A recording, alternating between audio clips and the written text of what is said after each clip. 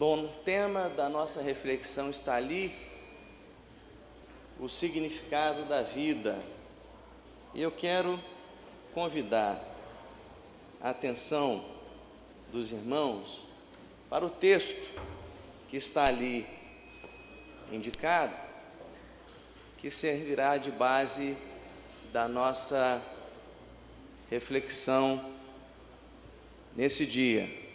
Mas quero saudar todos os irmãos que estão em casa também, que Deus abençoe a vida de todos os irmãos nesta manhã de domingo. Vamos abrir o texto da Escritura Sagrada, o texto que servirá de base da nossa reflexão nesta manhã. Mesmo os irmãos assentados, como os irmãos se encontram, o texto se encontra lá no livro do evangelista Lucas, doutor Lucas, o médico amado, doutor Lucas. Lucas era médico, né? E ele escreveu o evangelho, escreveu também o livro de Atos dos Apóstolos. Diz que 2 doutores escreveram livros na Bíblia, doutor Lucas e doutor Onômio. Alguém já me disse isso. Mas vamos lá, Lucas 12, a partir do verso 13. Lucas 12, a partir do verso 13, convido a atenção dos irmãos para a leitura que eu farei. Lucas 12, de 13 a 21, diz assim a Escritura Sagrada: Nesse ponto, um homem que estava no meio da multidão lhe falou: Mestre, ordena a meu irmão que reparta comigo a herança. Mas Jesus lhe respondeu: Homem, quem me constituiu juiz ou partidor entre vós? Então lhes recomendou: Tende cuidado e guardai-vos de toda e qualquer avareza, porque a vida de um homem não consiste na abundância dos bens que ele possui. E lhes proferiu ainda uma parábola, dizendo: O campo de um homem rico produziu com abundância, e arrazoava consigo mesmo, dizendo: Que farei, pois não tenho onde recolher os meus frutos? E disse: Farei isto, destruirei os meus celeiros, reconstruí-los-ei maiores, e aí recolherei todo o meu produto e todos os meus bens. Então direi à minha alma: Tens em depósito muitos bens para muitos anos. Descansa, come, bebe e regala-te. Mas Deus lhe disse: Louco, esta noite te pedirão a tua alma, e o que tens preparado, para quem será? Assim é o que entesoura para si mesmo e não é rico para com Deus. Irmãos, essa semana eu fui colhido com uma notícia que me deixou muito, assim, chocado. Lá no bairro Flechal 2, em Cariacica, na noite de quarta-feira, desabou uma casa de 2 andares, não sei quantos acompanharam isso pela mídia. E era a casa do diácono José Laurindo, da igreja presbiteriana. Zé Laurindo era um querido amigo meu, do meu pai. Robinilson, seu filho, é um amigo de muitas caminhadas, trabalhou comigo aqui em Vila Velha. Quando eu vi a notícia de uma casa em Flechal desabou, me veio logo à mente Zé Laurindo e Robinilson. Mas no meu coração falando: não é possível que seja a casa deles. E no dia seguinte, a notícia. Eu ligo para Robinilson, pergunto por ele, e ele me dá a triste notícia: meu pai morreu no desabamento da casa, daquela residência. Mas Laurindo era diácono da igreja, era um homem de Deus, era um homem que valorizava os bens imateriais. Ele investiu neste tempo, na sua eternidade. E eu me lembrei, estive lá no velório na sexta-feira de manhã, quando o pastor me convidou para dar uma palavra à família. Eu me lembrei de uma frase proferida por Billy Graham. Billy Graham foi um grande evangelista. Talvez o homem usado por Deus, através de quem o maior número de pessoas se converteram na face da terra. E Billy Graham disse certa feita o seguinte: um dia vocês ouvirão que Billy Graham morreu. Não acreditem, nesse dia eu vou estar mais vivo do que nunca.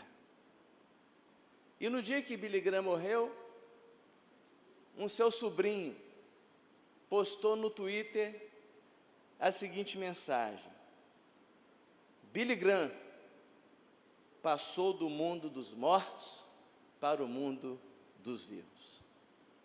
Eu me recordo que naquela semana que Billy Graham morreu, eu fui fazer uma visita aqui no IFES de Soteco, e acompanhado do Emerson, que é o diretor do IFES, ele me levou ali nos fundos do prédio novo do IFES, estava sendo inaugurado, alguma coisa que o valha. Aí me mostrou uma casa de máquinas, ali no IFES, fica nos fundos do cemitério. Acho que geralmente as pessoas que estão aqui na igreja são aqui de Soteco, de Cristóvão Colombo, mas quem não é nem de Cristóvão Colombo, nem de Soteco, nem do Divino, nem da Glória, o IFES aqui na Avenida Salgado Filho, fica num terreno que fica nos fundos do cemitério de Santo Inês. E aquela caixa de máquinas, aquela casa de máquinas, apontada pelo diretor de Emerson para mim, fica exatamente no limite do muro do cemitério de Santo Inês. Ele apontou para aquela casa de máquinas e falou: olha, estão roubando muitos equipamentos dessa casa de máquinas. Roubaram muitos equipamentos dessa casa de máquina. E foi na semana do falecimento do Billy Graham, e eu estava com essa mensagem do sobrinho do Billy Graham na cabeça, e eu respondi logo de pronto: foram os mortos. E ele tomou um susto.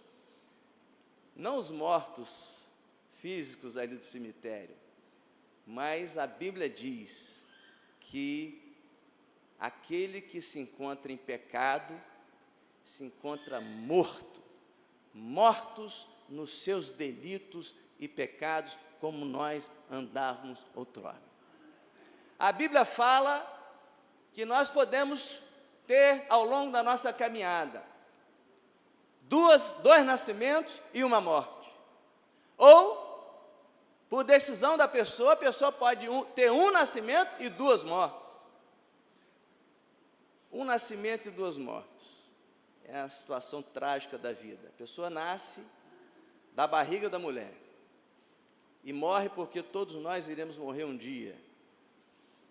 Mas a segunda morte é a morte eterna.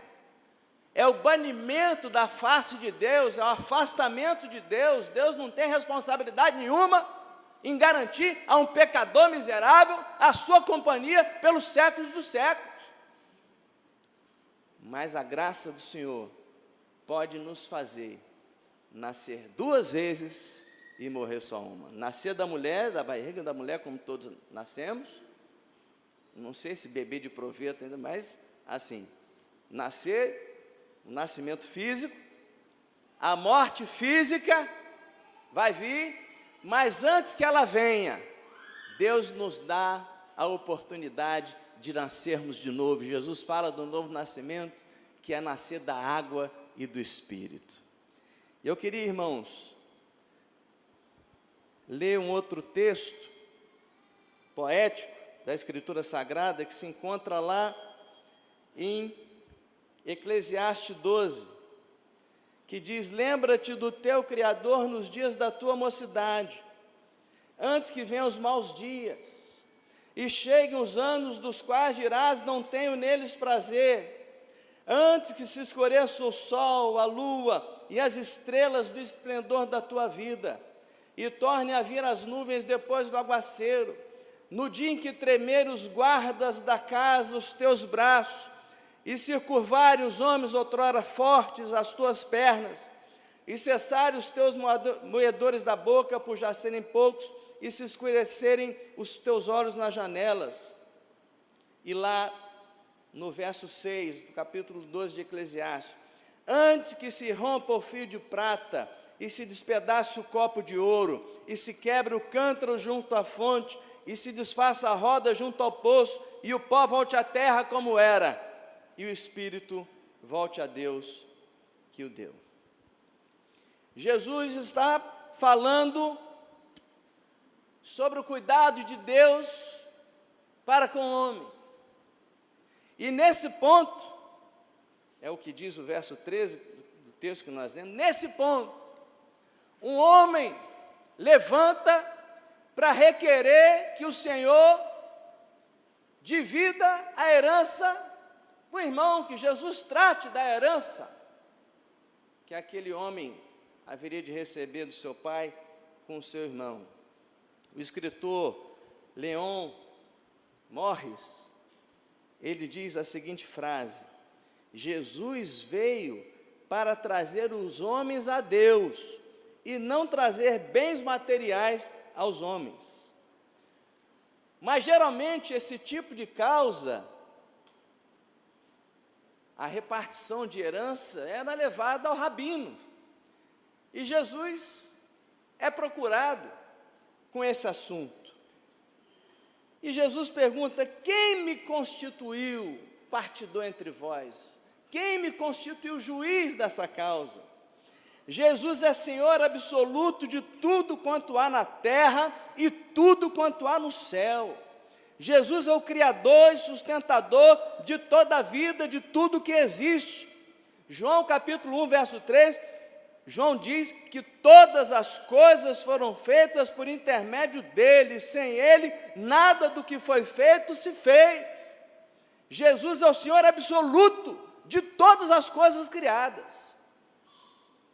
Mas Jesus, mesmo assim, usa da moderação, e não procura se imiscuir naquele assunto. Isso deve falar muito às igrejas de hoje em dia, né? Religião atual. Porque a religião atual quer se meter em tudo na vida da pessoa, quer se intrometer até nos negócios públicos. Nós vimos aí essa semana um escândalo de pastores se intrometendo na intermediação de verba pública, e para intermediar a verba pública pedindo 1 quilo de ouro. São adoradores de bezerros de ouro e não do Deus verdadeiro. Mas Jesus, ele usa da moderação. Segundo Deuteronômio capítulo 21, verso 17, a regra da herança estabelecia que o primogênito devia receber o dobro dos valores. O dobro dos valores. Interessante que o pastor Arildo leu aqui nessa manhã um texto da Escritura Sagrada em que Jacó abençoa todos os seus filhos, Israel abençoa todos os seus filhos, e a José dá uma bênção especial. Que Deus te abençoe com as bênçãos dos altos céus, com as bênçãos das profundezas. E aquela terra que José herdou, as profundezas daquela região produzem riqueza até o dia de hoje. Até o dia de hoje.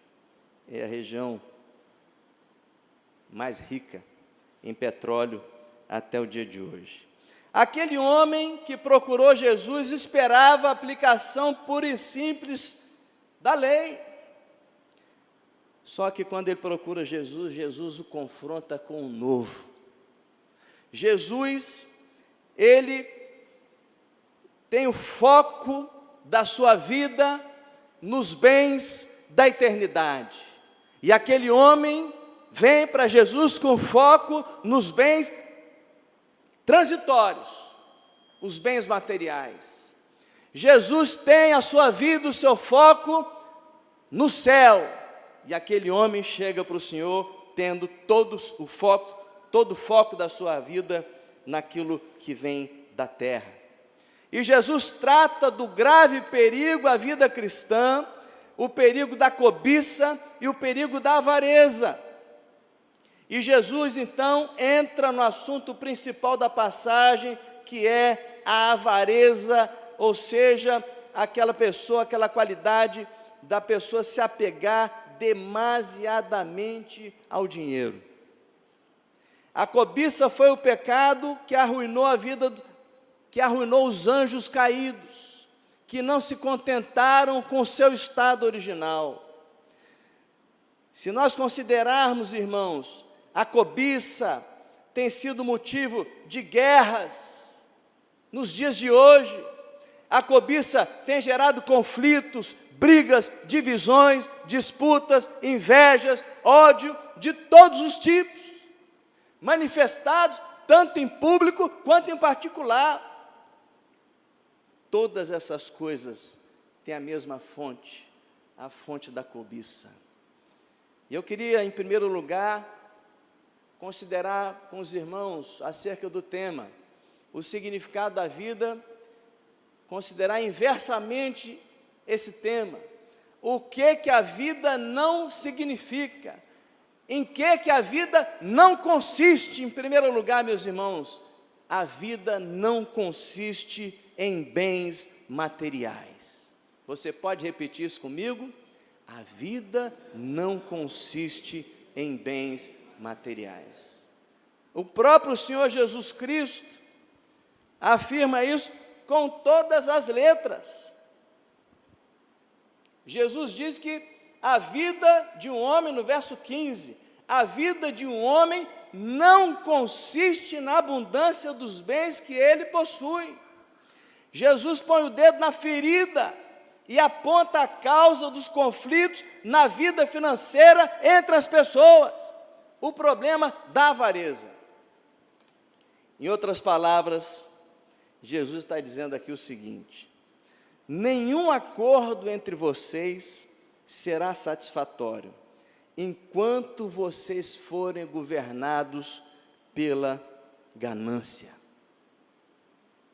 Aquele homem queria que Jesus fosse o partidor entre ele e o seu irmão. Jesus falou: olha, enquanto a ganância estiver governando a sua vida, nenhum acordo será satisfatório. O apóstolo Paulo, lá em Timóteo, diz que o amor ao dinheiro é a raiz de todos os males. Jesus diz: tende cuidado e guardai-vos de toda e qualquer avareza. Eu gosto muito de algumas histórias de um homem muito rico, aliás, o homem mais rico que o mundo produziu até então. John Rockefeller era um magano do petróleo de Nova York, e segundo a história, foi o primeiro bilionário que o mundo produziu, em bilhões de dólares, na sua conta bancária. Perguntaram a ele: Rockefeller, qual é o homem mais pobre que você conhece? E ele respondeu: o homem mais pobre que eu conheço é aquele que só tem dinheiro, não tem mais nada. Segundo o escritor Tom Cine, dentre as 100 maiores economias do mundo, 51 são grandes empresas. Segundo ele, a GM é maior do que a economia da Dinamarca. A Ford é maior do que a economia da África do Sul. A Toyota é maior do que a economia da Noruega. E segundo ele, o Walmart é maior do que 161 economias de países pelo mundo afora. Mas parece que quanto mais rica a sociedade do ponto de vista material, mais pobre ela fica, mais infeliz emocional e espiritualmente, pelo apego aos bens materiais. É uma busca insaciável por dinheiro, por poder, é o capitalismo selvagem. Nós estamos vivendo esse tempo. Eu li um livro chamado O que o Dinheiro Não Compra. O dinheiro compra quase tudo. O que o dinheiro não compra? E naquele livro, o escritor Michael Sandel, ele traz um problema, que na sociedade americana as pessoas faziam seguro de vida. E as pessoas faziam seguro de vida, e as pessoas passavam a valer mais mortas do que vivas, do ponto de vista financeiro. E a pessoa que fazia o seguro de vida, ele tinha um mercado, entre aspas, paralelo, e geralmente a economia americana é muito desregulamentada, não sei se isso é tão bom ou tão ruim, mas enfim. E ele podia vender esse seguro de vida.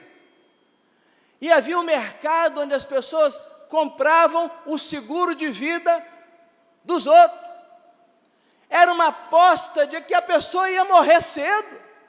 Quanto mais cedo a pessoa morria, melhor a situação daquele investimento. Isso virou um negócio. Um negócio. A vida não consiste em bens materiais. Mas, em segundo lugar, meus irmãos, Jesus está indo além. A vida, a verdadeira vida, não é só aqui e agora. Quem pode repetir isso comigo? A verdadeira vida não é só aqui e agora. É aqui e agora também, porque a vida eterna começa aqui e agora. Mas não é só esta vida aqui e agora. O escritor Anthony Ashe, ele escreve o seguinte: o alvo do rico na vida era descanso e gozo, e seu método de alcançar isso, em lugar da fé em Deus, era a fé nos bens. Era a fé nos bens. O tema dessa mensagem podia ser outro. Olhando a vida desse homem rico, cujo campo produziu em abundância. Podia ser como transformar uma bênção em maldição. Tem muita gente fazendo isso por aí. Ele teve uma colheita abundante, irmãos. Ele teve uma safra generosa. Ele construiu, reconstruiu seus armazéns, que foram construídos, ampliados. Só que esse homem não lembrou em hora nenhuma de agradecer a Deus. Esse homem não demonstrou nenhuma generosidade com tanta fartura que Deus lhe deu. Ele pensou somente em si. O mundo dele gira em torno dele mesmo.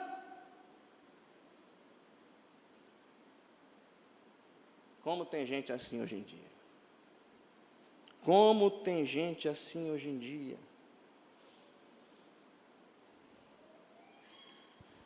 Tem gente que canta aquela música, grandioso és tu, olhando no espelho. Grandioso és tu, grandioso és tu. Não está reconhecendo a grandeza de Deus, está reconhecendo a sua própria grandeza diante do espelho. Seus bens eram apenas para ele. Tudo foi armazenado para ele. Tudo foi juntado para seu próprio desfrute e deleite. Se você vê de novo o texto, meus irmãos, ele fala eu, fala meu, fala minha. O foco daquele homem era nele mesmo. Ele não meditou em torno da brevidade da vida, meus irmãos. e da inevitabilidade da morte. Aquele homem pensou que era senhor de seu futuro. Aquele homem pensou que ia desfrutar durante longos tempos daquilo que Deus havia concedido a ele. Mas só que naquela mesma noite de inauguração dos seus novos armazéns, a morte chegou para ele sem pedir licença. Sem pedir licença.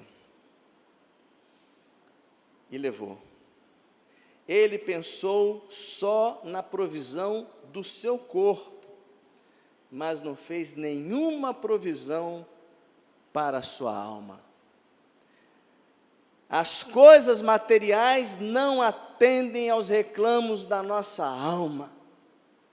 Aquele fazendeiro só fez provisão para esta vida, não fez nenhuma provisão para a vida por vir.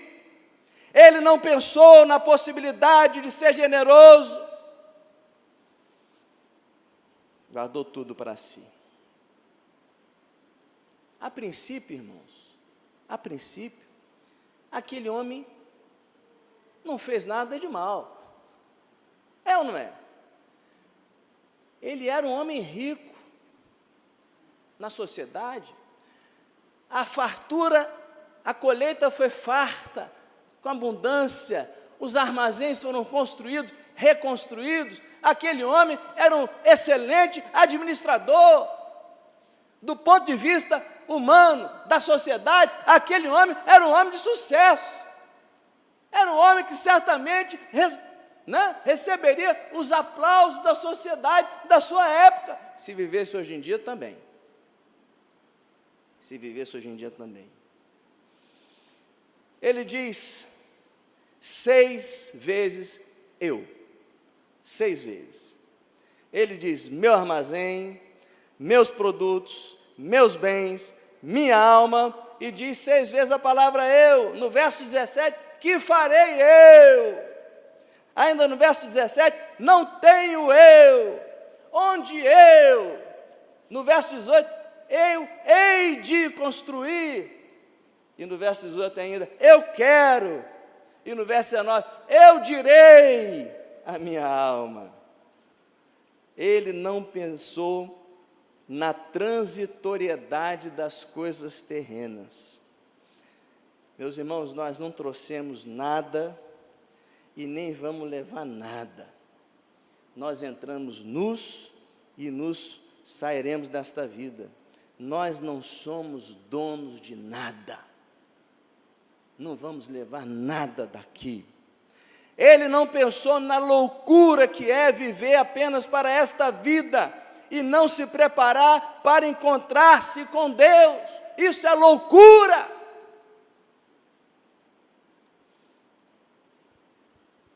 A vida é muito breve. Os bens materiais não são permanentes e a morte é certa. Mas em último lugar, irmãos, a verdadeira vida é ser rico para com Deus. Vamos repetir isso. A verdadeira vida é ser rico para com Deus. O homem que se considerava tão prudente e protegido, em armazenar toda a sua colheita para o seu desfrute por longos anos, aquele homem é confrontado com a voz de Deus, a voz do céu, louco. Esta noite pedirão a tua alma. O homem que põe sua confiança nas coisas materiais, pensando que nelas terá segurança, é louco. É louco. É o que a Escritura diz. O dinheiro dá conforto por um tempo, mas ele não dá paz permanente. Ele pode dar alimento para o corpo, mas não dá descanso para a alma. O dinheiro pode dar alguma proteção terrena, mas não dá escape da morte. Ele pode dar prazeres nessa terra, mas ele não assegura a bem-aventurança eterna. O homem que pensa que é dono de sua alma é louco.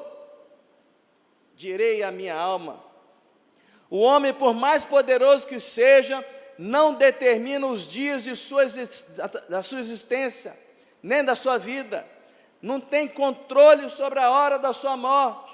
Não tem nas suas mãos o destino da sua alma. O homem terá que prestar contas a Deus, o reto juiz.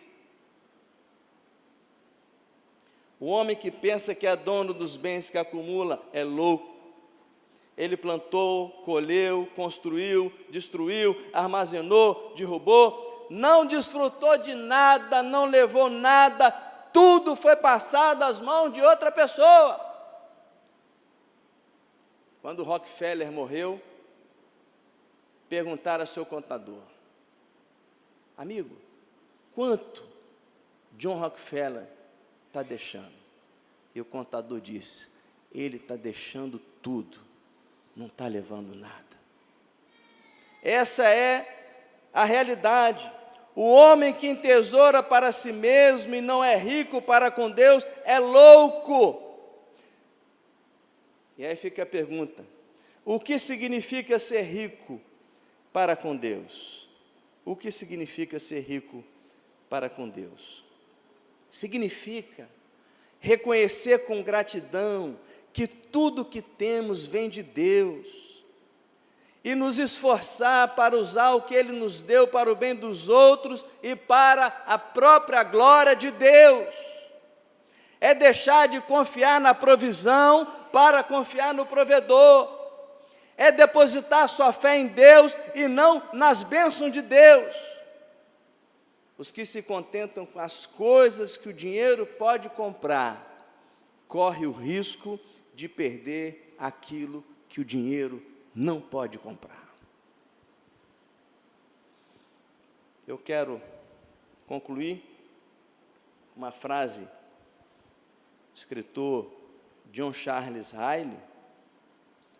Ele diz: quando podemos afirmar que um homem é rico para com Deus? Ele diz: nunca, até que ele seja rico em graça, fé e boas obras, até que se dirija ao Senhor Jesus suplicando que lhe dê o ouro refinado pelo fogo. Nunca, enquanto não tiver uma casa feita não por mãos humanas, eterna no céu. Nunca, até que seu nome esteja escrito no livro da vida, e que ele seja herdeiro de Deus e co-herdeiro com Cristo. Este é o homem verdadeiramente rico. Seu tesouro é incorruptível, seu banco nunca há de falir, sua herança não fenece, os homens não podem impedir que ele a desfrute, a morte não pode arrebatá-la de suas mãos. Todas essas coisas já pertencem àquele que é rico para com Deus, as coisas do presente e as do porvir. E o melhor de tudo, o que ele possui agora não significa nada em comparação ao que possuirá no futuro. O significado da vida, irmãos, não consiste em bens materiais. Em que você tem colocado a sua confiança? No saldo da sua conta bancária? No poder que você tem? No seu cargo? Nos seus títulos acadêmicos? Nas suas insígnias? O significado da vida não consiste em bens materiais. O significado da vida não está somente no aqui e no agora, está sobretudo no futuro, na eternidade, na vida eterna, se vamos passar com Deus ou se vamos passar sem Deus.